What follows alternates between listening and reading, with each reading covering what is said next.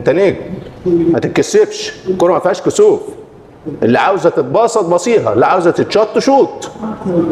وزي ما قلت لك ان انت تبدا اول مباراه ليك دي حاجه كويسه قوي. احسن مدرب في العالم يقول لك انا مقتنع بيك، انا زي بقول لك ببني عليك، ببني حواليك الفرقه. والامال ايوه خلي بالك، الامال معلقه على اللاعب. وعشان يلعبوا النهارده مقعد مين؟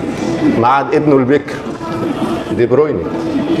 فالنهارده اتمنى له التوفيق والعب لعبك، انت عندك امكانيات كبيره قوي، والعب السهل. ولا زي ما قلت لك لازم تبقى شخصيه في الملعب، الكوره ما تحبش الكسوف، رايح 2 ضد 1 باصي، رايح 1 ضد 1، اللي عايزه تتشات شوت، اللي عايزه تتباصى باصي.